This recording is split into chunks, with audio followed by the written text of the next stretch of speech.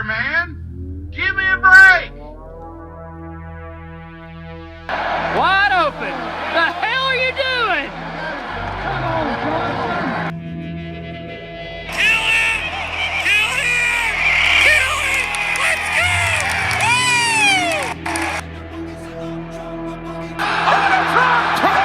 Donald Trump! Oh my God! The hostile takeover of Donald Trump on Vince McMahon has happened at WrestleMania 23. Let's go, Brandon.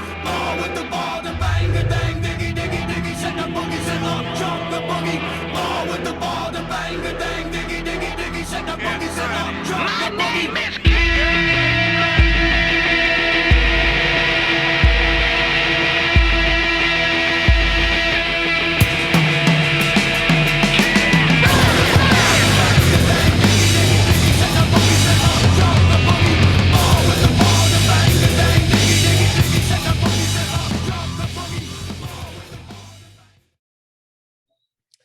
Welcome into this week's Section YY8 podcast, Negative Nease, joined by Big Montana here on the show this week. We're recording this on Tuesday night as the thunder rolls and the lightning strikes in the Knoxville area. That's right. You getting it bad in Mascot tonight? It's not raining yet, but the wind is going crazy and the lightning is going crazy. Yeah, it just started raining here about 20 minutes ago, so it's probably heading your way, hopefully. Yeah, I got a update on my phone about it said let's see, it was Strawberry Plains said seek shelter. It's a twister. Yeah, I went to the bathtub and got in it. Did you get the mattress? I did not. We're going to roll through this pretty quickly because we're all afraid that our power is going to go out at any moment. So, and there is a lot to talk about. Gavin couldn't join us. He called me just a few minutes ago. He is by candlelight with no power due to the storms. And he called me to make sure that we saw that he had no power. So do you think that his power's really out, or he just cut his lights off and left the candle real quick? It's hard to tell. I don't know. Gavin will do anything to get out of this damn thing. He is going to have to come back on this show one day. He's going to run out of excuses at some point. But we're going to get him back on here because we need his insight, especially with football coming. We need his insight. We need his Kentucky humor, Kentucky slang that Yes. that he brings. So the show's been missing without him, but he'll be back. I'm confident. I'm working on him, working with his agent. Gavin begged to be your co-host too at the beginning of all this. That's the thing. I think I talked about this on an episode a couple weeks ago. Gavin, I posted something in like late summer 2020 that I was working on starting a podcast, and I'd been messing around with apps and audio stuff. And he sent me a message like, how can I get on? Or like, do you need a co-host? And we literally said, in this room I'm in, and at a little bitty card table, and had my old MacBook, which is now no longer working, and plugged our little Amazon USB microphones up to it, and it sounded terrible. I've had all kinds of trouble audio wise with it, but we learned from it, moved on, and now we've developed into 50 listeners a week podcast. Better than 30. Better than 30, better than zero. That's right. Like I said, I've lost 9 pounds since January, which it's taken me 7 months to lose 9 pounds. But that's better than not losing any or gaining weight, I guess. Better than gaining 9 pounds. So I'm, if I lose 9 more by the end of the year, I'll be down 18. So it'll be hard. It'll be hard when football starts. You just need to add a little bit of a crystal sackful to your diet. You'll lose 10 to 12 whenever you do that. Yeah, football season, it gets hard to lose weight too, with all the tailgating and junk food. All that milk you drink. Yeah, all that ice cold chocolate milk we drink. Yes. Just a word of warning. I do have a little bit of a potty mouth lately, Big Montana. Oh no, what happened? Well, I've just been hanging around my uncle up at the farm too much. Things don't go our way. We curse, get mad, slam things. And I've been watching too much Yellowstone. Beth Dutton, those Duttons just filthy mouth, but I love Filthy them. mouths. So, no, we've been going up to my grandparents' farm in Cocks County doing some work, and 2 Fridays ago we were there, my uncle and myself, and we were done for the day, but I got stung by a wasp in the arm. These 2 fingers went completely numb for about a minute. Went in, took a shower, came back out. I got stung in the ear. I don't know if it's the same wasp or not, but my uncle said he hadn't heard me cuss that bad even after Tennessee loses to Florida. So it was pretty bad. I was hurting, like it hurt. So A wasp sting is one of the top 5 pains that I've experienced in my life. It hurt. I've never been stung on the ear. It's like the inside of my ear. And yeah, it hurt. I was not. Yeah. We went to eat that night and I took some ice out of my cup. It's like rubbing it on my ear. So I wish you'd have told me I'd have prayed for you. Yeah, well, you can still pray for me. But we should have put you on the prayer board at church. I survived and came through. Good. It's a lot like COVID. It's a lot like COVID. T's and P's. It's a lot like COVID. I was down for a day or so, but hopped right back up, kicked up like The Rock kicks out of a 3 count. Gavin's not here, but I wanted to give a shout out to the Knox Cocks men's softball team. We've not recorded since they won the city championship. They played a couple years ago in the championship game, I think, and fell short. But shout out to those guys, city champions of the city of Knoxville. They, I think they won a game and then lost their next game and had to come out of the losers bracket. They had to win like 6 or 7 games in a row to do it. So I went to the championship game. Gavin was raking. Gavin scored the winning run of their first game. Wow. They had to win 3 games in one night, and they did it. In the first game of the night, Gavin scored the winning run, was just lacing the ball all over the field. Looked like Austin Riley out there. Wow. So shout out to those guys if they're listening. Congratulations. I mean, your lives will never be the same now since you all won that city championship. They got a T-shirt. Yeah, great. That forever they will be the champions of the city of Knoxville. But shout out to the Knox Cocks. Also a shout out to the I guess the deli manager at the Ingalls in Spartanburg. I don't know which Ingalls it was. It was close to my uncle's house. So I went over to Spartanburg a couple weeks ago. My cousin turned 21. Shout out Reagan.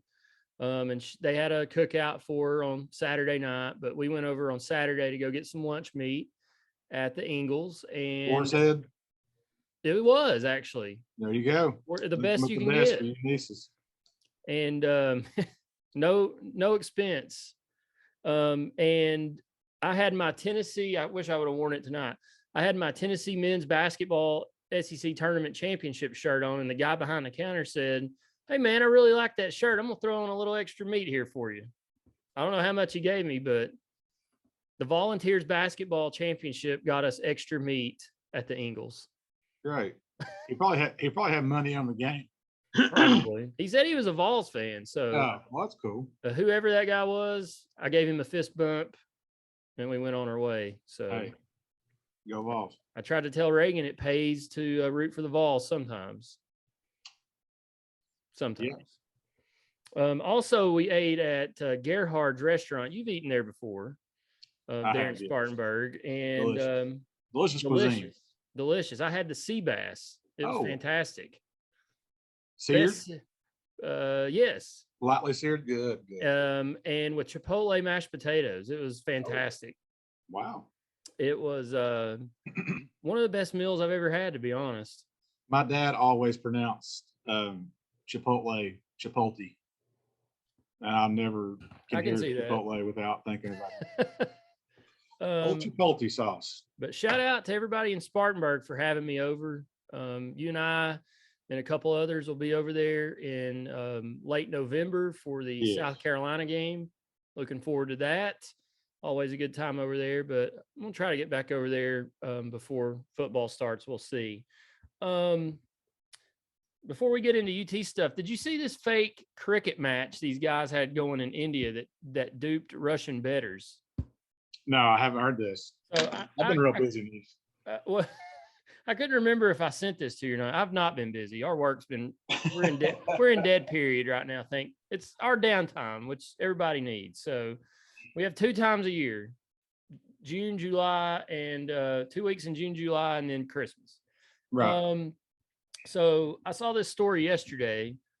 A group of Russian gamblers were duped by a fake version of Indian Premier League cricket. A group of farm workers pretending to be players reached the quarterfinal stage before authorities figured out the con and arrested the organizers. It says, per the report, the organizer, I can't pronounce his name, Davda, made contacts when he worked in a Russian pub for 8 months. He hired 21 people to create fake rosters and play fake games. They were promised 400 rupees, so just over $5 per match. These players wore uniforms representing the Super Kings, the Indians, and the Titans, which are real teams in the cricket league. Said they had fake umpires with walkie-talkies that helped influence the outcome of the game, as well as fake crowd noises, and they live streamed it on YouTube. I wish I would have watched this. That's wild. They took live bets over the Telegram channel. It was basically all a ruse. I mean, they dictated the outcome of the game. It wasn't just like they were playing games. They were like, it was like WWE pretty much. So that's awesome. I was reading that yesterday. It was crazy. They all were arrested and charged. Apparently betting on cricket matches in India is illegal. Singapore came. It said the Times of India reports that the first installment of bets were 300,000 rupees, or about $3,775, had just arrived when authorities shut down the operation. 4 people have been arrested, and the players have agreed to cooperate with the police. Most of the gamblers, it seems, come from the cities of Moscow and 2 others I can't pronounce. So interesting story there I saw the other day. I mean, what else are you going to do in Russia besides rig an election? Besides go to Ukraine and fight over there, I guess nothing. Yeah. You know, Larry the Cable Guy always said, what the hell is this, Russia? What a terrible country. Awful. All right. So I had planned Day Vol. I didn't mention him. He's at the beach again. Must be nice. What is this, his 3rd beach trip of the year already? Yeah, he's going back to Disney. Shout out to him. Shout out. Break. Something like that. Yeah, because he's going to miss. He's going to miss the. I think he said he'd be gone during the LSU game. Yeah, because that's he married up. Yeah, no. Shout out to them. Heading to the beach every other week, living that teacher life. Is what I said on Twitter the other night to him. I just got back from the beach and it was fantastic. I haven't been to the beach in a while. I need to go. Great trip. But I was wanting to do a thumbs up, thumb down segment with everybody, but we'll do it with us. So I had 3 things, and then I've added some stuff here at the bottom. We won't necessarily do thumbs up with that, but thumbs up, thumbs down, Big Montana, on the VOLS letters back on Neyland Stadium. 2 thumbs up. Love them. Love them on both sides of the Jumbotron too. Same. I've been by there like 2 or 3 times to look at them. Fantastic job. They look a little bigger than the old ones that I remember that were up there 20-something years ago, but it looks great. I wish I could go inside and see them, and of course we will in a few weeks, but yeah, they look great. Weren't the old ones white background with orange letters? So before they added, I wish I had it, and maybe I can find a picture and put it on the video version of this, but back in the late just homered. Nice. Sorry. Oh, you're good. We got a Braves Cubs update coming later. Good. So back in the 60s, I believe it was the late 60s, Neyland Stadium had upper deck on both sides, and then they went toward the south end zone, but didn't fill in the entire end zone. It went like a quarter of the way over, but they did have a VOLS white background, orange letters. When they completed the upper deck all the way around the south end zone, they put the orange VOLS, the orange background, white letters that we had there until the end of the 98 season. And then after that's when they put the Jumbotron up and put a white VOLS, white background, orange letters on top of that. Then they redid the Jumbotron, I think it was 2009, and put Neyland Stadium on top of it instead of the VOLS. So it's been 12, 13 years since we've seen the VOLS officially on top, but the real VOLS left after the 98 season. Yeah. But it's good to see it back. I went by there the day they were putting it up just to look at it, and the first side, which was the west side of the stadium, and it looked awesome. And now they've got both sides up. So, and I saw a picture from inside Neyland Stadium today. Speaking of, my next one was going to be Neyland Stadium renovations. Have you seen any pictures of that? Thumbs up, thumbs down on that? I have. I mean, I'm excited. I mean, I saw like they had like 3/4 of the grass down. They're still trying to get some stuff finished up. I mean, where are we at right now? Like 48 days, something like that? 48, 49. So something like that. So yeah, I mean, they got a few weeks, but I saw a picture today that somebody had taken, and the Jumbotron is up in the south end zone, or sorry, the north end zone where YY8 was, and it looks like they're still working on the seating and all that there in the north end zone and on the west sideline. So the way I understand it, the west sideline is not going to be completely done this fall because there's going to be things. They're going to have like a club level underneath, but it's not going to be completed entirely until after the season. But I think most of it will be done. 75% of it will be done before the season starts. But yeah, they're not long. It's not long. They've got a lot of work to do, I think, still, but I think it'll start clicking down here pretty easily. I'm going to try next week. I don't have time this week. I'm going to try to sneak in there next week. There's been a lot of scaffolding up around the stadium and guys walking around in hard hats. So I haven't really tried to go in there, but I'll try to sneak in there in the next couple of weeks and grab some photos if I can. Good, Nease. All right. The other one I had, thumbs up, thumbs down. And I've not heard anything else about it the last week or so, but conference realignment. It's come out that UCLA and Southern Cal are going to the Big Ten. What's your thoughts on that? Thumbs up, thumbs down on more conference realignment. I think we all knew this was coming, but I think it's going to suck for a lot of your non-Power 5 teams and some of your Power 5 teams. I mean, like, I was listening to something today. They were talking about, Vanderbilt and like Missouri, like, Missouri, they both have a TV market, Nashville and St. Louis. So I guess that does add value. But like, Southern Miss and, Liberty and like, some of these teams that have kind of caught fire and have been interesting to watch the past couple of years, where are they going to end up? Like, what's their football program going to look like? So I don't think Tennessee has anything to worry about, but it's definitely going to change the dynamic of college football and football in general, which, they said this about all kinds of stuff. Whenever they implement a new rule or the overtime, however they do, it's going to ruin. I don't think anything is going to ruin college football. The pageantry and tradition and just the hometown feel and all of that is always going to keep college football very, very special, especially in the South.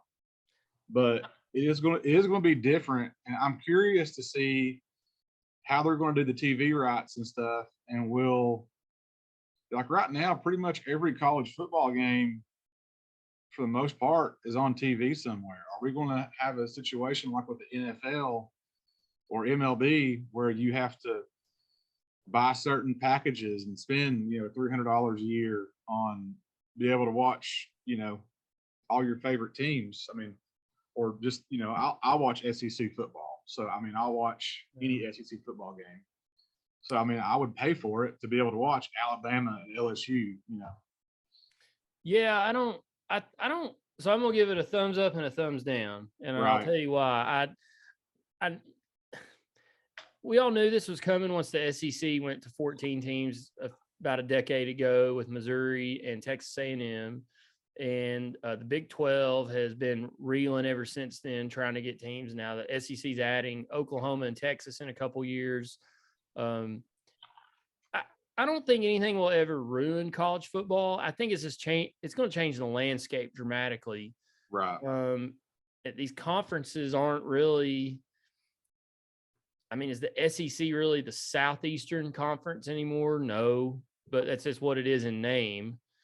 I think Ohio State and Michigan will be in the SEC before it's over with. I just wonder at what point is enough. And Yeah. I said it a few weeks ago when I think Day was on here, and probably said it in the past, but I think at some point there's going to be a divide, another divide. You know, you've always had the FBS, which is Division 1A, and then you have the FCS, which is Division 1AA. I think there's going to be another split in there somewhere where you're going to have these Power 5 conferences like the SEC, Big 10, ACC, Big 12, and Pac 12. Whether Pac 12 and Big 12 may not be very good anymore, depending on who they add, but they're still going to be considered Power 5. But I think those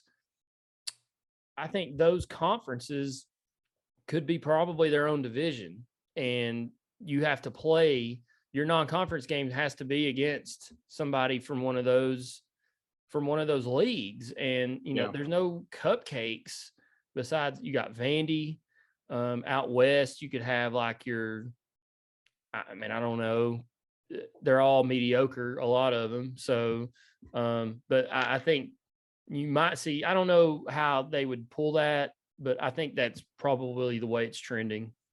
Right. But it just takes away. I was talking to Coach Rimmer, listens to the show, and we were talking about how we missed the old 10-team SEC. For those that don't remember, there was only 10 teams there at one time. It was Tennessee, Florida, Georgia, Alabama, Auburn, LSU, Ole Miss, Mississippi State, Kentucky, and Vanderbilt. That was it. And there was no South Carolina and Arkansas. There was no A&M and Missouri. But I get it. It's a money thing. It's a TV deal. And you're bringing more TV markets into the fold by bringing in an Oklahoma and a Texas. I don't know that they'll necessarily, they could probably add 2 more. I don't know that they add any more. It could probably get up to 20. And I think that's probably, I just don't know how you have a 20-team conference. I mean, it's just, it kind of is like mind blowing to me, to be honest. I mean, you can do it, but I think just to appease like my eyes, they need to just rename the SEC the South Conference or Southern Conference, like it, to where like at least it makes some sense, because you cannot tell me that.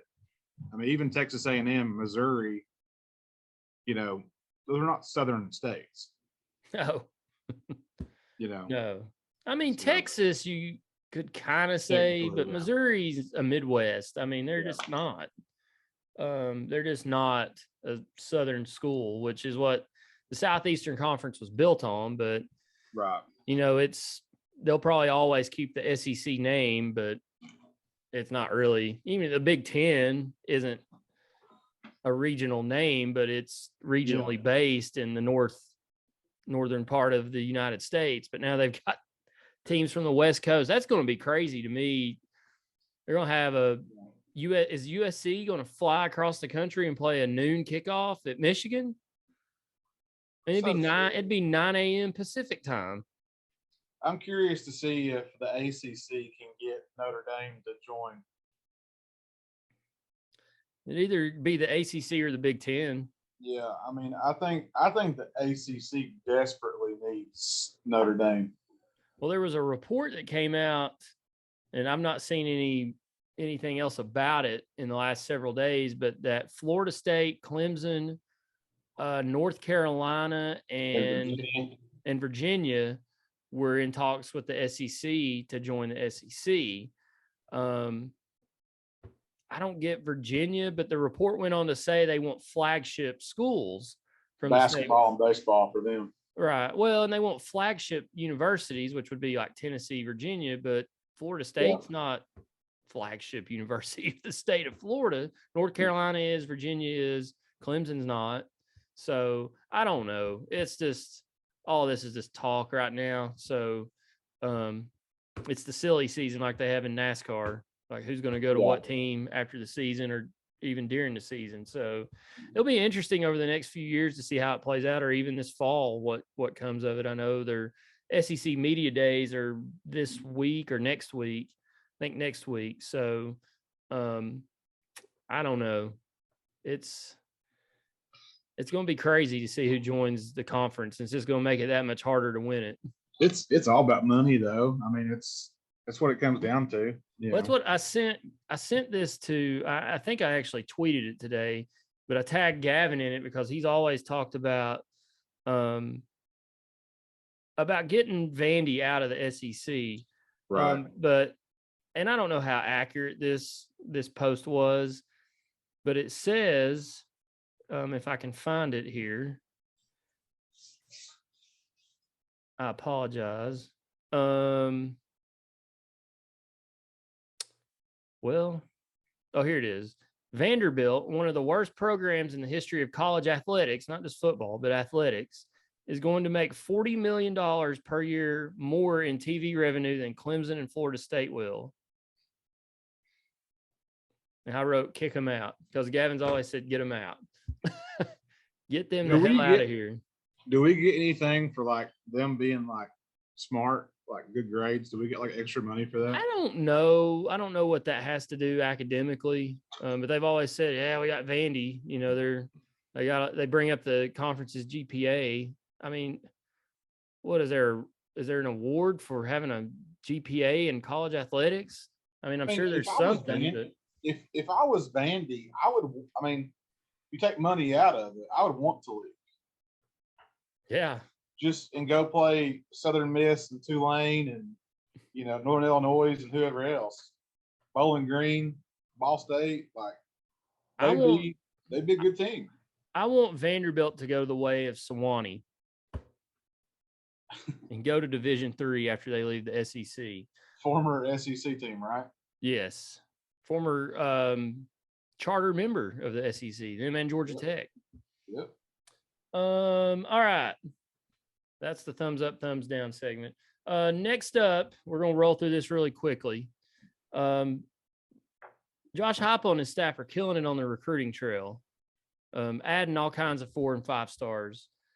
Some would say they've not done a very good job of that. I disagree. I think they've done a really good job. Right now, according to 247 Sports, they're ranked 5th. They added over the weekend Davion Bradley out of Missouri. He's an edge rusher, 6'4", 220, a 5-star, the number 36 overall player, number 1 in his state, number 5 at his position. They also added Cameron Selden, listed as an athlete, 6'1", 220, 4-star, rated number 104 overall, number 7 at his position, number 2 in the state of Virginia. And, oh gosh, I've lost him here.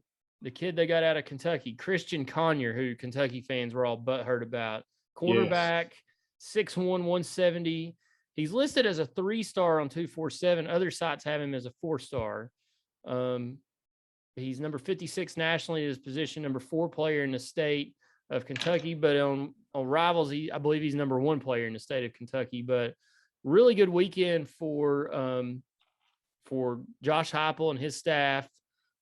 SEC picks or Vols picks, whatever he's called, probably disagrees, banging his head against the wall, trying to tell us how Heupel and them can't recruit. But he's putting together a good class. I know there's a lot of time to go, but right now they're 5th, and they're just behind Ohio State, Notre Dame, Clemson, and Texas.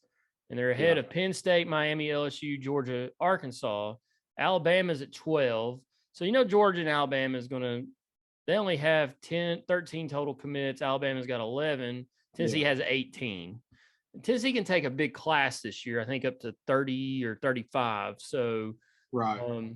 Our numbers are going to be a little inflated because of that, but I'm not worried about that. It's all about they got to rebuild this roster, and I think he's doing a good job of that by bringing in athletes at positions of need: defensive end, defensive line, cornerbacks. I wish they could have got the dude who went to Miami, the offensive tackle. Yeah, that would have been nice. It was going to be hard to beat them out. Francis Mayoga, I think is how you say his name, 6'5", 330. From It just seemed IMG like Academy. Tennessee. It just seemed like Tennessee had him as a lock there for a long time. Well, most places had him as very highly rated toward Tennessee, but for whatever reason he chose Miami. I just don't understand that, man. Like I don't know. Well, Mario Cristobal is a very good recruiter. I think he'll probably do pretty well down there. He did really well at Oregon. Mm-hmm.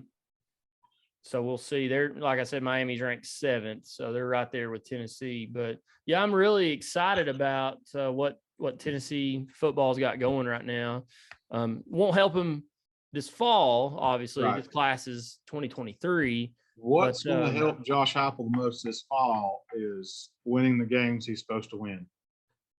He needs to beat Pitt, needs to beat Florida, he needs to beat Kentucky, South Carolina, Missouri, and Georgia and Alabama don't matter. It'd be great to beat LSU, but that game really doesn't matter either. But Florida and Pitt are the 2 games that he has to win this year. Well, it's like we said, has to. They need to win 8 games, and I hesitate to say they need to, but I think to make that next step, they need to win at least 8 games in the regular season. And they can do, looking at the schedule, they can do that. You got wins over Akron, Ball State, Vanderbilt, Tennessee Tech, UT Martin. So that's 4 right out of the gate that are just cakewalks. Then you can beat teams like Missouri. You can beat a team, Kentucky and Missouri are beatable. That's 7. Yeah, 7 right there. I can count. Yeah. Then beat Florida. That's 8. All right. Yeah. So then you've got South Carolina left. You've got Georgia, Alabama left, Pittsburgh. Yep. I mean, there's no telling. I mean, they could go out and win just 7 or 8 games, but I honestly think 8. If I was going to say, like, I think there's a chance Tennessee could win 10, but I think their floor is 8. I think they need to win 8. Yeah, I agree. And I'm saying 8. They win 8 or 9. The Pitt game, I don't know a lot about Pitt yet, but I think that's kind of a 50-50 game just because it's at Pitt. If it was here, I would take Tennessee this year. Right. Looking back at last year, that Pitt team was pretty good. If our defense is just 10% better, I mean, I think we're going to win 8 games. But winning 8 games this year, and possibly 9 or 10, and beating somebody you're not normally supposed to, like Florida, with the way they're recruiting right now, is only going to help things continue to trend upwards. Mm-hmm. I'm trying to look at Tennessee basketball. Coach Barnes is recruiting well again. Sorry, my computer has frozen. I hope I've not lost internet here. You're still on, so we're going to go with it. They got a commitment, and I apologize for not having his name. They got a commitment a couple of weeks ago. We hadn't recorded since he committed, and I'll pull his name up here in a minute. But there was Tennessee's reportedly set to host a 4-star wing on an official visit coming up. This was reported by Grant Ramey yesterday, which was Monday. His name is Cohen Carr. He's a native of Greenville, South Carolina, sister city of Spartanburg. He attends Legacy Earl College, number 59 overall player, ranked number 11th again amongst small forwards, number 3 player in the state of South Carolina. He has offers from Alabama, South Carolina, Indiana, NC State, Vandy, Georgia, Georgia Tech, Arizona State, among others. The biggest target for the Vols basketball team in 2023 still remains 5-star forward, small forward Justin Edwards. He is planning on announcing his decision, according to 247 Sports, later this month. He's the number one player out of the state of Pennsylvania, and he was here in Knoxville on March 5th when Vols beat Arkansas on Senior Day at Thompson Bowling. So I wish I could pull up, and I apologize, but it's tweeted out there. You guys can find it. I cannot remember this kid's name. He committed to Tennessee a couple weeks ago, reclassified to the class, this year's class. So he'll be on campus this fall and ready. I don't know if he'll play or not. We'll see. I got to read some more about him, but Rick Barnes is still killing it there. All right, Tennessee baseball recruiting to finish up the recruiting talk of the show. Vitello killing it still there. Today, this is Tuesday, like we said earlier in the show. UConn star Reggie Crawford, left-handed hitter, first baseman, and pitcher who set out last season with Tommy John surgery, tweeted Tuesday that he's transferring to Tennessee. It says he was considered a virtual automatic first-round draft pick before Tommy John. He could still hear his name called next week in the MLB draft, which is next Sunday. So there's a chance he never even plays here. We'll see, what goes on with that. But he tweeted a picture in full uniform in the locker room. So Vitello killing it there. Also, yesterday, Tennessee got a commitment from a class of 24 pitcher, Anson Siebert out of Kansas. He's 6'8", 235, and one of the top prospects from that state. Plays at Blue Valley Southwest High School. So Tennessee killing it, just reloading to make another run in Omaha. Right. It's what we do here, finally. That's right. Nice to see. Have you been able to look, while we're still in Tennessee real quick, have you been able to look at the strategic plan that Tennessee put out, the 5-year plan they put out couple weeks? Well, it was last week. I have not. I've heard a little bit about it, but I have not read it. So I need to pull it up here. I read it last week. Basically, they've got these goals they've set. Danny White and his staff initiated this last summer, and they put working groups together to come up with goals, objectives, including not only winning championships, but raising money, upgrading facilities, work in the classroom, community outreach, all of that stuff. Basically, to sum it all up, he wants every program that Tennessee Athletics has, every team, to win a conference title every 4 years. And he wants I shouldn't say just he, the athletic department wants a Tennessee program to win a national title within the 5-year span, and ask them to come up with how they're going to do it. One thing I saw that I liked, which Tennessee's always been able to do this, but not recently, and this is a trend nationwide, but they want to sell 70,000 season tickets in football by the year 2026, which we used to do that all the time. It was like clockwork, but basically the whole gist of this thing was revenue runs the program, and it's been lacking that a little bit over there. It's still bringing in millions and millions of dollars, but I think from what I've read, they want to increase the operating budget. Yeah, here it is, from 170 million to 200 million by 2026. And they also want to double the annual fund from what it's currently at, which is 22.7 million annually. And they'd like to get it up to 40 million by 2026. They've restructured how that works starting this season. Some people like it, some people don't. Actually saved you and I a little bit of money on football end. I know Day Vols having to shell out a little bit more for basketball tickets.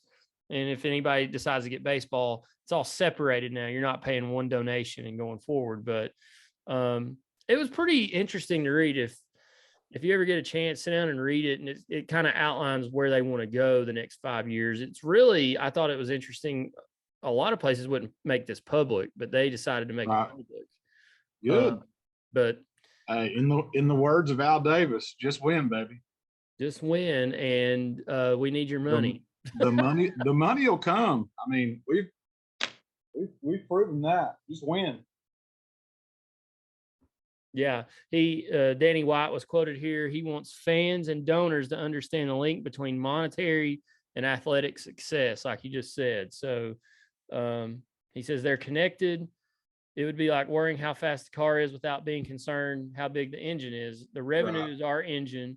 For us to be consistently competitive as we want to be, we'd better have the might behind it. And that's the operating budget and facilities. He's absolutely correct.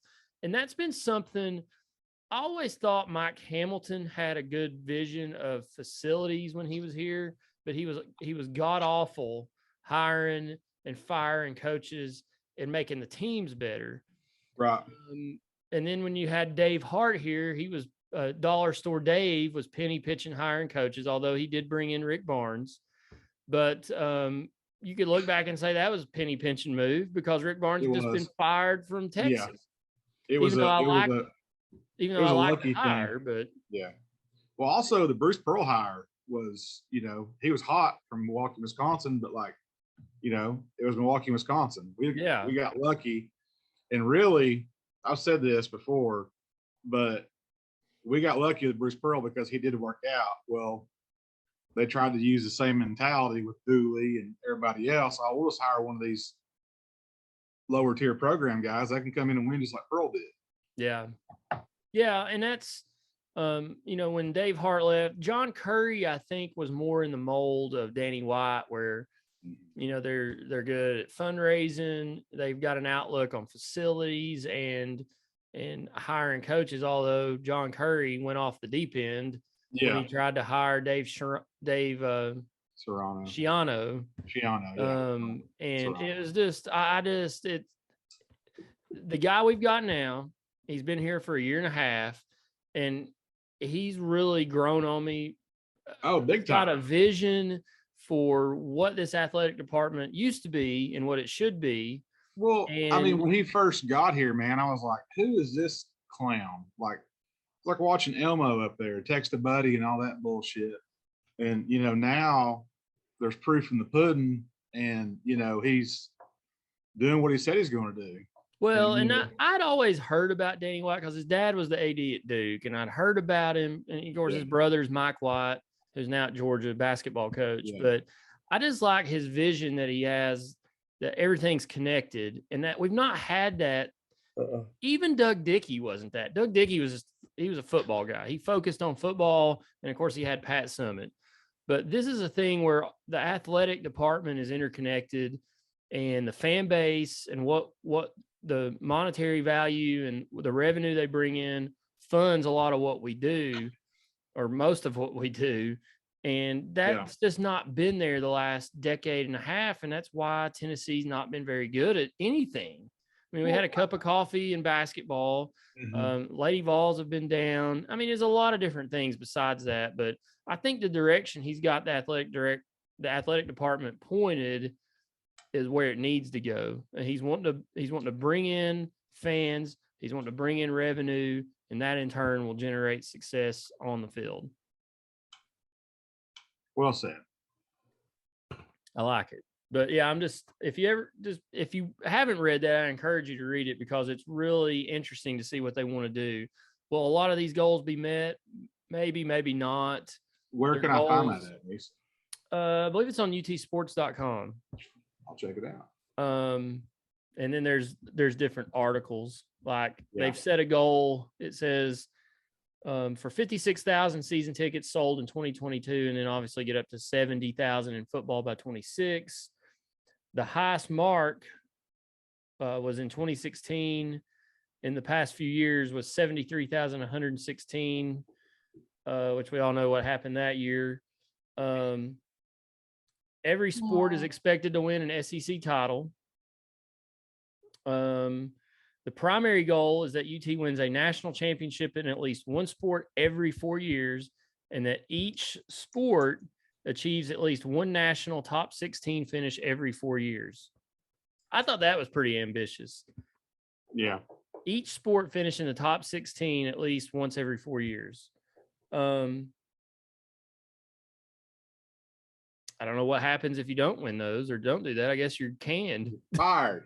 You're fired, as Donald Trump says. All right. So that's the UT side of the podcast this week. A lot going on, even though it's summertime. Football hadn't started yet, but we're getting close. Like Big Montana said, 48, 49, I don't know, something days away. Few weeks. We're mid-July. Season starts 1st of September. So it'll be here before we know it, but a lot going on recruiting wise in all the sports, to be honest, baseball, basketball, football. I even saw where the softball team got a big recruit the other day. So shout out to them. Karen Weekly putting in work. Yeah, they'll get that girl in and they'll lose in the regionals. Karen Weekly is now your Rick Barnes. I love Rick. She has been to the World Series 2 or 3 times, but at some point you bring in all this talent, you got to go further. All right, Big Montana, update us on the Cobb County Braves. Atlanta Braves right now are up 4-1. I think in the 8th inning. I've been trying to pay attention to you, Nease, and not watch. Who are they playing this week? Big series, right? They're with the Mets right now, and I think they're 2.5 games back after last night's loss. And it looks like they're going to win tonight as long as Will Smith doesn't, or whoever is a relieving pitcher. The guy I work with is a huge Dodgers fan, and he was complaining that Will Smith didn't make the All-Star team. And I said, the Braves reliever? Why in the world would he be on the All-Star team? He was talking about the Dodgers catcher. Yeah, it's the bottom of the 8th. They're up 4-1. If they win tonight, they'll be 1.5 games back behind the New York Mets in the NL East. They had a really hot June. I think they lost 7 games in the month of June. And they're having a really great July so far. So, yeah, they were 9 games out at one point. They were 9 games out, and they went on like a 16-0 run. I watched them last night. For those that don't know, I don't get to watch a lot of Braves and or Reds anymore because I switched TV providers to YouTube TV. And being the tightwad that I am, I don't have the sports package. Yeah. So the only time I get to see Atlanta is if they're on FS1, ESPN, or MLB Network breaks in. You'll get to watch them on Fox in October. True. They maybe TBS. But they were on FS1 on Monday night against the Mets. So I watched that great pitching matchup, Max Fried versus Max Scherzer. Yeah. I think Scherzer got the better of him. Fried was a little off last night, but I'm looking at the standings here. Atlanta's 52-36. The Mets are 54-33. Like Big Montana said, they're 2.5 out. So if you go to the wild card standings, which the Braves would be in since they're not in leading the division, they are plus 5.5 in the wild card standings. San Diego and Atlanta are in along with St. Louis. But that's where it gets a little wild. Like Philadelphia is a half game out. San Francisco's 2 out. The Marlins, good grief, 4.5 out. Yeah. You got Arizona and Colorado and Pittsburgh kind of hanging around. And then there's my Cubbies at 34-52, 11.5 out of the wild card. Now I will say this: the Cubs won, as you see my jersey, and 2016 world title banner hanging in the background. They'd won 4 series in a row coming into last weekend against the Dodgers. They ended up getting swept by LA. Friday night, they were up 3-1, lost 4-3 in extra innings. Yep. Saturday, they lost 4-2 after being up 2-1 in the 7th. Ended up losing 4-2. And then Sunday afternoon, they were up 8-3 in the 3rd inning and lost 11-8. I was playing golf with a young protege of mine. He's not 21 yet, so we'll leave his name out. Oh, he's 18. Was it Tanner Humphrey? He listens. Tanner Humphrey, T-Hump. Panel. playing golf with him, big Cubs fan, and he was looking at the score. He's like, "Oh, now they're down. Now they're up." I'm like, "I've got some advice for you. The Cubs are bad. Only look at the phone when ESPN sends you the final score or whoever you're using, because they will drive you crazy. They're young, they can hit, they have no pitching, and they can't play defense." I'm hoping to go to a game next month if I go up to Chicago. I think the Brewers are in town that weekend, so hopefully going to try to catch a couple games. Hopefully tickets are cheap. You going to Chirac to see your sister? She actually won't be there. We're going up to babysit. Oh, I haven't decided. Vacation? They're going out of town on vacation. Nice. So probably heading up with my parents. Haven't totally decided yet. I got to make sure I can get off work. But yeah, the Brewers are in town at Wrigley that weekend. They're all day games. But I'm hoping the Cubs start tanking so the tickets are cheaper, because usually a weekend series, day games, it can get a little pricey. But if anybody would like to donate to me, to the N2 Foundation, I'm in the market for a Kevlar or bulletproof vest for when I go to Chicago. Yeah. I've got guns and ammo. I just need some body armor. Yeah, that's smart. Chirac is a fitting term for that place. Yep. It's a literal war zone, especially down where the White Sox play on the south side. I will not be going to a White Sox game. I promise you that. All right. Braves and Cubs update. Baseball's heating up, isn't it? Speaking of heat, man, it's so hot outside. It has been very hot and humid here the last few weeks. If you're in the South listening to this, well, you have had listeners in Russia before. I don't know what the weather's like there, but most of our listeners are in the Southeast. It's been hot. It's been humid. A couple weeks ago when I was in Spartanburg, my uncle has a swimming pool. We went and played golf, and I ran immediately back to his house and jumped in the pool for like 3 hours. And then the night before, when they had a cookout, I was in the swimming pool for like 3 hours. I did not want to get out. So it was, I thank heavens for that. I know you all got a pool at your place, but yeah, it's miserable outside. Working up on the farm a couple weeks ago, we were all soaking wet, literally from head to toe. Yeah, awful. And yeah, it was hot. It's hot. Hey, let's talk about Zach Wilson. Oh yeah, why don't you tell us what happened? Tell the listeners about Zach Wilson, New York Jets quarterback. So Zach Wilson, formerly the quarterback for the BYU Cougars, which makes the story even that better. Fitting. And he apparently had a roommate who he was best friends with. And anyway, the old girl that he had to draft that he was dating, they're no longer together. And she was very hot, by the way. Yes, an old boy that was his roommate is now a wide receiver at the Washington Redskins / Commanders. We call them Redskins on this show. We do. Anyway, show day. I feel like very TMZ right now. I love it. I was talking to people. I was talking to my secretary at work about it. She was floored when I told her this story today.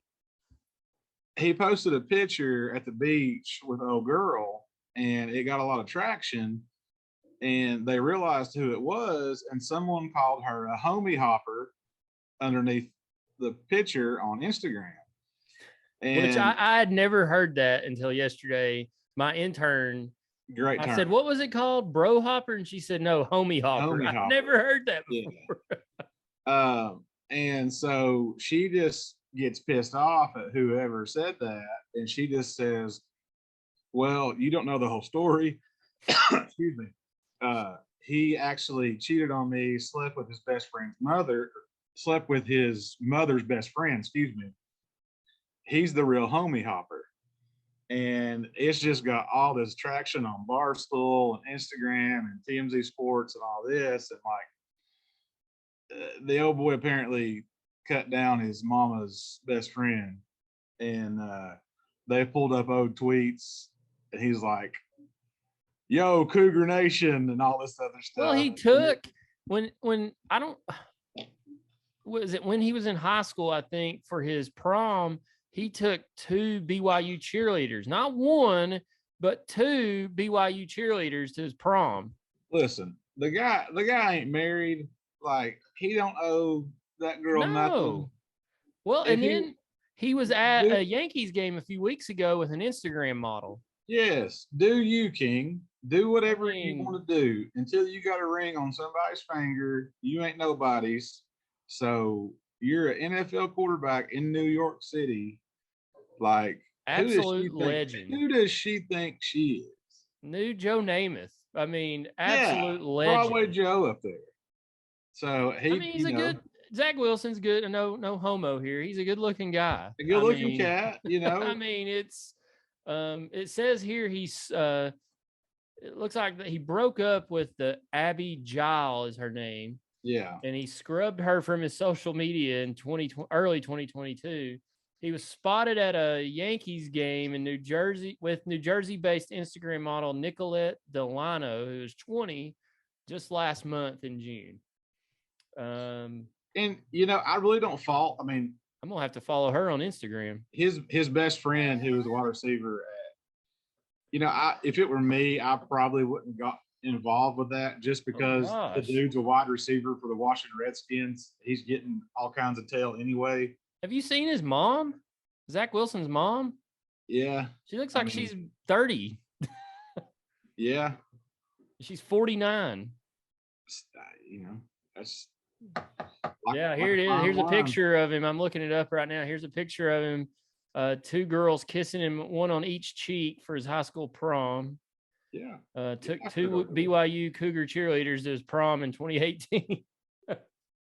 I mean, you can just look at the guy and know that he has all the attention. I mean, if you're a high school quarterback, a college quarterback, and an NFL quarterback, like you ain't hurting for no tail or the chances to get any tail. His So, couple things here. Barstool's already selling Jets themed T-shirts that says "throwing bombs and banging moms." And then Jets offensive lineman Mackay Becton, the 2020 draft pick, recently tweeted a meme of Hall of Famer Terrell Owens saying, "That's my quarterback." hang right, man. Like, He's got his offensive lines. He's got their commitment now with like this. he needs to embrace this though. Apparently, his mother has come out and said it's all false as far as him sleeping with her friend. Which, you know, who knows? Who cares? But if I'm Zach Wilson, I run with this and I just play it up and, you know, get Yeah, all the- kinds of fame on it. Make the a title- cologne, bro. The Make title a of the cologne. article. The title of the article on the New York Post is "Inside Jets quarterback Zach Wilson's dramatic soap opera love life." That's what my secretary said today. She said, "This sounds like a soap opera." I said, "Well, Yeah. it's pretty much what it is." So, But hilarious, you know, and I don't know. I'm surprised it took that long for it to come out. But I hope, you know, I don't care. well, It may just be somebody set it up on a tee for his ex-girlfriend to post, and she Yeah. wasn't going to turn it down. Homie Hopper. I love Homie, it. I always say I learn something every day. I learn something new every day, or Yeah. I wake up every morning. I seriously do this. I wake up every morning like, what am I going to see or hear today? Yep. And it's every day I hear or see something, and I'm just like, what? WTH? You're like an old man getting a cell phone for the first time. And this was something I did not expect to hear the other day. And Look at this flashlight. Look, I got a new iPhone. Got two of them. Get after it. I don't want one of them, but yeah, it's just it's sports. It's the TMZ world. So It's hilarious, is what it It's- is. I mean, like if they weren't married, no kids are involved, go for it, man. It's hilarious. Could care have less at it. about More someone's power. I broken say heart. more, like you said, more power to him. Make a I'd shake cologne, it. bro. Market it. If Make I a ever met cologne him- called, you know, Cougar, and sell that shit and be a millionaire again. If I ever saw him, I'd shake his hand. Say, Yeah. well done, sir. God, I wish Gavin was here to talk about this. He would have something witty. Is Gavin into Cougars? Oh, he's married, but was he Gavin's into Cougars married. at one time? I don't know. We'll have to ask him. I can Hmm. see Gavin being into Cougars. I've seen a lot of like Stifler's mom, like Yeah. the American Pie memes and stuff too. Yeah, I saw one, and it was Stifler and her sitting there, and Stifler has a Jets jersey on, Zach Wilson Jets jersey on. Are you trying to seduce me, Mr. Stifler? Yes, ma'am, I am. What a great movie, American Pie. For all you kids out there that haven't watched it, watch that movie. It's a good one. I'm starting to get some kids. Talked to my intern today. She's going to start watching The Office. She's never watched The Office. So, speaking of things that we've been trying to get you to watch, Sopranos. Polly just died, so you're going to have to watch the damn show. I saw that. Yeah, I need to watch that. That's going to be. I have a list of shows to watch. Right now is hard. I don't watch a whole lot of shows unless I'm not at home ever. But in the winter, it's dark early. You come home. I'm telling you, when you start it, you'll call me and say, "I'm so sorry that I didn't start this sooner." Like, what if I had died and not been able to witness this cinematic? I will watch it. I promise you, it's on my list to watch. I just finished nerd alert here. Obi-Wan Kenobi. I tweeted about it. The first 4 episodes were really slow at setting things up. Last 2 episodes were fantastic. I've watched the last episode like 15 times over. So it's big meeting between Darth Vader and Obi-Wan. Went the other night, Saturday night late, and watched the finale of Stranger Things, which is kind of a cult hit. It's a strange show, no pun intended, but I've watched the first 2 seasons. Really cool. It has a lot of good music in it, which is what I like. Metallica's got a lot of pub from that because Eddie in the show, there's a scene or a part of the show in the last episode where he plays Master of Puppets. Right. And Metallica's getting all this play now from people that have never heard their music. So it's based in, I think this season was 1986. So that's when Master of Puppets came out. But really interesting show. The next season won't come out till 2024, they said. And I think that's probably going to be the final season. But I didn't know what to think about it when it first came out. It's these kids. It's kind of a ghost story type thing, and it's exploded into this cult phenomenon. What about Outer Banks? Are you fired up for the new season of Outer Banks? Oh yeah, I actually love that show. It's great. It's like the Zach Wilson stuff. A lot of. Are you team John B? I don't know. I'm not really on teams. I just watch it. Although I do. I've always said the bad. What's the guy's name in it? I don't watch it. I don't know. But he was in The Office. He was Josh on The Office, and now he's the dad on the show that's getting the Pirates money or the gold or whatever he's looking for. Spoiler alert. I watched it. I think a lot of girls watch it, a lot of females, but I actually watched it and enjoyed it. I'm not too ashamed to admit it.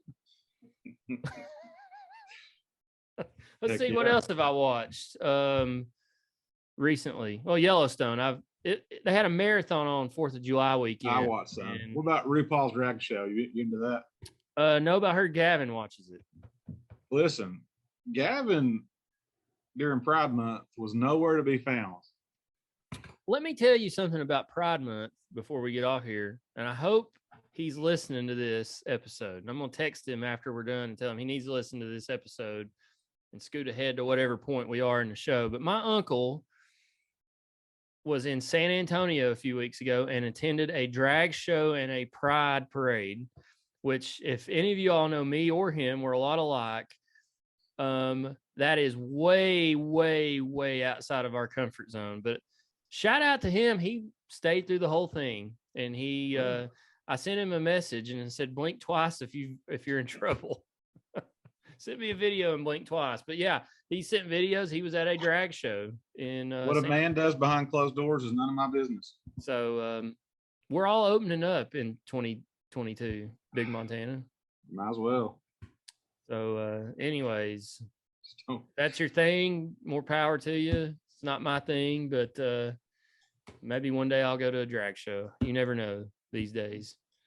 I'm going to Auburn and LSU this fall, so there's no telling what you'll see, especially in Louisiana. Yeah. Bayou. You never know what you'll see. All right. You got anything else before we close this baby out? No. Tip your bartenders and your waitresses. Gas is going back down. Yeah, thanks a lot. Joe Biden is really helping struggling Americans. Gas is plummeting right now. We're down to 401 in Knoxville at some places. I paid $3.91 today in Virginia. I mean, thanks, Joe. Joe's really helping us out. He's doing a fantastic job. I just want to give a shout out to Joe Biden and his administration for really helping me and helping the American people who are really struggling. Have you heard the new Mazda commercial in Knoxville? Like one dime down, and it's got. I have not. It's got a guy in there talking about he's acting like he's Joe Biden and like he's doing all these little quotes and stuff. And he was like, just like my dad used to say, here's a dime, Joe, go buy you a house and stuff like that. It's just Joe Biden is a complete and utter disaster, a complete joke. He's yelling at oil executives and he's yelling at gas station owners to lower the price when they're making like 5 cents a gallon to begin with. What a complete and utter moron that guy is. Now, his son, who he said is the smartest person he knows, there's leaked video of him with crack cocaine on a scale. He's running completely nude. All he has on is a bomber jacket on the beach with a prostitute. Just a real stand-up family, those guys are. You know, a lot of people talk about Trump and how bad his family is. That Biden family is a piece of work. I mean, Jill Biden called Mexicans tacos today. I mean, saw that. Jesus. I mean, do you see Rubio changed his Twitter picture to a taco? It's crazy. So, who do you want to be your next president, DeSantis or Trump?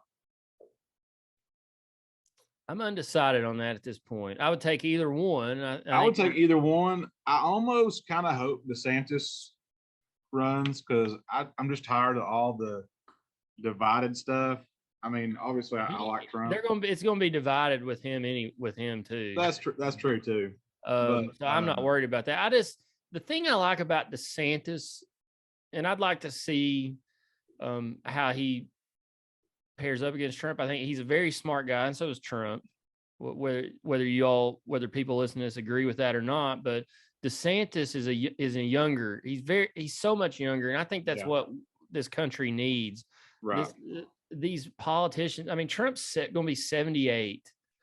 Do we really want a 78-year-old president? I'm a huge Donald Trump fan. I'm not saying I don't want him, but I don't know. I'm going to have a decision to make if both of those guys run. And I don't know at this point what I would do. I mean, it's still a couple years away, but all you can do is pray about it. Yeah, I'll pray about it. Meditate. Hey, whatever happens is God's will too. So remember that. But I don't have my Trump flag up tonight, but I'm thinking about getting it out and flying it. One of my neighbors I met the other day is from California, and I saw his van driving through the neighborhood. He sat out here and talked to me. Nice guy.